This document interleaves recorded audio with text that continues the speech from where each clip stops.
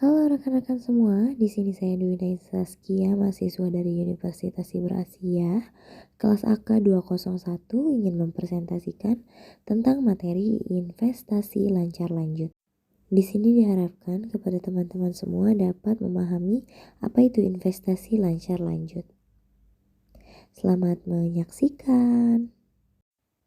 Latar belakang. Investasi adalah tindakan menanamkan modal dalam bentuk uang atau harta berharga lainnya pada suatu benda, lembaga atau pihak dengan harapan penanam modal memperoleh keuntungan dari apa yang ditanamnya setelah jangka waktu tertentu. Investasi ini disebut dengan penanaman modal karena mengharapkan keuntungan di masa yang akan datang. Istilah investasi sendiri berasal dari bahasa Italia yaitu investire yang berarti memakai atau menggunakan.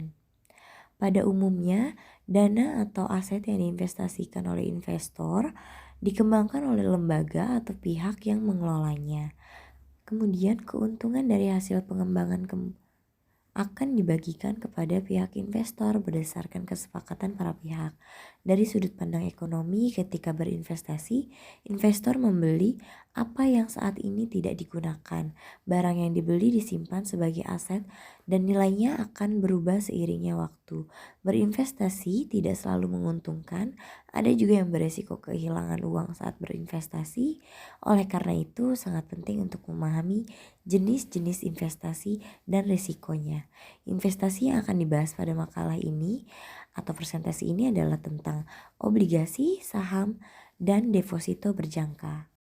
Apa sih yang akan kita bahas? Yaitu ada 6, pengertian obligasi, keuntungan dan kekurangan investasi obligasi, jenis dan karakteristik dari obligasi, pengertian dari saham dan jenisnya, bagaimana teknik dan analisa saham, dan yang terakhir yaitu pengertian deposito berjangka. Obligasi adalah surat utang yang diterbitkan oleh debitur kepada kreditur. Singkatnya, obligasi adalah jaminan utang yang dapat dibeli dan nantinya menguntungkan pembeli dalam bentuk bunga. Obligasi termasuk tanggal jatuh tempo untuk pembayaran utang dan bunga. Bunga yang dibayarkan atas obligasi disebut kupon. Kupon yang harus diterbitkan oleh penerbit obligasi kepada pemegang obligasi atau bisa kita sebut dengan invoice. Obligasi merupakan salah satu jenis investasi jangka panjang. Bagi investor individu, modal yang harus digunakan untuk investasi obligasi relatif besar. Nilai suatu obligasi yang diperdagangkan biasanya dalam satuan yang cukup besar. Misalnya adalah 5 miliar. Obligasi berlaku selama 5-10 tahun. Tergantung dari lembaga yang menerbitkan obligasi tersebut. Semakin pendek jangka waktu obligasi, semakin kecil dampak terhadap suku bunga. Semakin lama periodenya, semakin sensitif terhadap suku bunga. Anda dapat menjual obligasi kepada pihak lain di pasar sekunder dengan harga pasar atau harga sebelum obligasi tersebut berakhir. Kemudian keuntungan dan kekurangan investasi obligasi. Berikut adalah beberapa manfaat investasi dalam pendapatan tetap. Potensi kenaikan tidak sebesar saham, tetapi obligasi lebih aman. Berikut beberapa keuntungannya yaitu menerima kupon atau alokasi reguler untuk obligasi yang dibeli.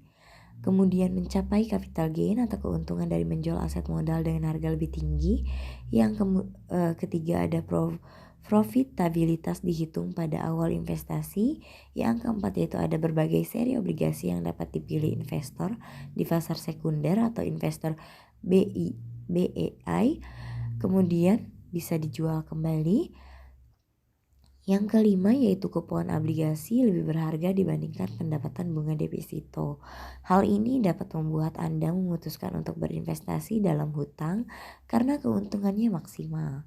Yang terakhir yaitu sertifikat hutang dapat digunakan sebagai jaminan dan jaminan dapat digunakan untuk pinjaman di bank dan melakukan pembelian saham di bursa.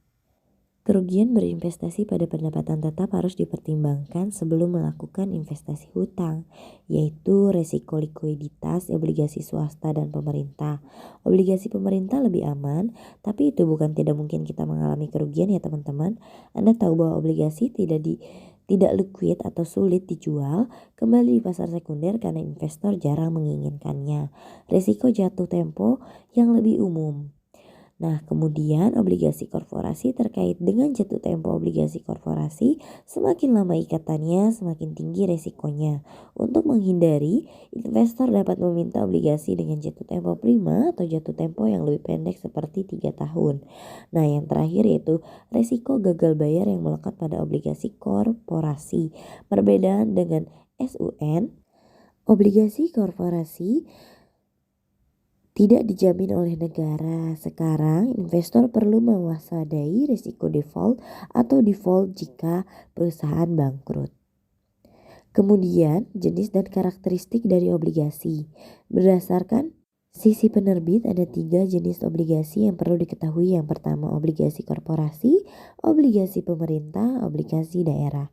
Dan tertera obligasi korporasi merupakan surat utang yang diterbitkan oleh perusahaan milik negara yaitu BUMN dan perusahaan swasta. Obligasi pemerintah adalah surat obligasi utang yang diterbitkan oleh pemerintah di Indonesia. Obligasi jenis ini diterbitkan setiap 1 tahun sekali dengan nama obligasi negara retail atau ORI. Pertama diterbitkan Agustus 2006. Yang ketiga yaitu obligasi daerah, di mana merupakan surat utang yang diterbitkan oleh pemerintah daerah. Tujuannya untuk membantu pemerintah daerah dalam melakukan pembangunan. Kemudian berdasarkan nominalnya, obligasi dibagi menjadi 2 jenis, yaitu obligasi konvensional dan obligasi retail, di mana yang konvensional merupakan obligasi atau surat utang dengan nominal yang sangat besar, yakni kurang lebih 1 miliar rupiah per slotnya. Obligasi retail adalah surat utang yang mempunyai nominalnya lebih kecil, contohnya 1 juta rupiah. Dan kemudian berdasarkan imbal hasilnya dibagi menjadi beberapa jenis, yaitu ada 2. Yang pertama, obligasi konvensional merupakan surat utang yang diterbitkan oleh pihak untuk mendapatkan pinjaman yang nantinya digunakan untuk tambahan modal seperti invoice. Kemudian ada obligasi syariah. Surat utang jenis ini diterbitkan dengan tujuan memberikan imbal hasil berupa uang sewa yang diperhitungkannya diukur sesuai dengan prinsip syariah Islam dan tanpa mengandung unsur riba. Pada obligasi syariah, imbal hasil yang akan dibayarkan secara berkala dalam kurun waktu atau periode yang telah ditentukan. Kemudian berdasarkan pembayaran bunganya terdapat 4 jenis obligasi, yaitu obligasi kupon, obligasi zero coupon bond, dan obligasi fixed coupon atau kupon tetap. Yang keempat yaitu obligasi floating coupon, di mana tertera penjelasannya bisa dibaca oleh teman-teman semua. Kemudian kita masuk ke beberapa karakteristik yang dimiliki obligasi, yaitu ada 4, di mana nilai obligasi, kemudian ada tanggal jatuh tempo, yang ketiga ada prinsipal atau coupon rate, yang keempat ada waktu pembayaran. Kemudian kita masuk ke saham. Saham secara KBBI yaitu hak yang dimiliki orang atau pemegang saham terhadap perusahaan berkat penyerahan bagian modal sehingga dianggap terbagi dalam kepemilikan atau pengawasan. Nah, wujud saham tersebut berupa lembar-lembaran kertas yang menyatakan bahwa nama yang tercantum dalam lembaran tersebut adalah pemilik yang sah. Kemudian jenis-jenis saham dibagi menjadi 2, yaitu ada saham biasa dan saham preferred. Nah, kalau teman-teman semua bisa baca di sini ya untuk penjelasannya lebih lanjut. Nah, kemudian kita masuk ke teknik analisis atau penilaian saham. Ada beberapa yang dapat digunakan untuk menilai harga suatu saham, tetapi 2 pendekatan yang dikenal yaitu top down atau dari analisis fundamental yaitu top down atau bottom up. Kemudian analisis ekonomi, yaitu ada indikator yang digunakan dalam menganalisis ekonomi adalah PDB yaitu produk domestik bruto. Kemudian ada analisis teknik di mana semuanya tercermin dalam harga pasar. Harga bergerak mengikuti tren, pola perilaku pasar yang berulang. Kemudian ada analisis resiko keuangan.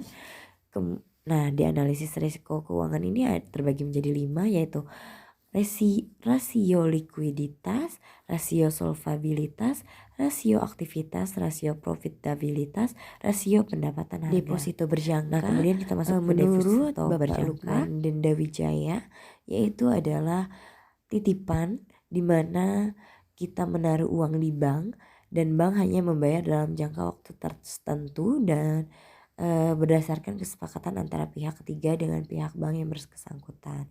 Fungsinya deposito berjangka yaitu ada dua, fungsi internal sebagai simpanan secara internal mendukung semua kegiatan operasi di dalam bank, kemudian ada fungsi eksternalnya yaitu bagaimana berada di luar lingkup usaha bank, suatu lembaga dan pergerakannya di bidang jasa yang memperlancar aliran dana. Kemudian ada jenis-jenis depositonya yaitu deposito berjangka, sertifikat deposito, dan deposito call on atau on call. Kesimpulannya yaitu investasi adalah tindakan menanam modal dalam bentuk uang atau harta berharga lainnya pada suatu benda, lembaga, dan pihak dengan harapan uang tersebut atau simpanan tersebut akan memperoleh keuntungan dari deposito atau investasi tersebut. Nah, kemudian nih sarannya buat teman-teman semua yang ingin menjadi investor untuk dapat memperoleh return saham yang maksimal dan tingkat resiko yang kecil, maka sebagai investor yang rasional dalam melakukan transaksi, yaitu kita harus lebih hati-hati lagi dalam menaruh investasi jangka panjang, entah itu obligasi maupun deposito. Nah, demikian presentasi dari saya. Terima kasih kepada teman-teman yang sudah menyaksikan video saya dari awal sampai akhir.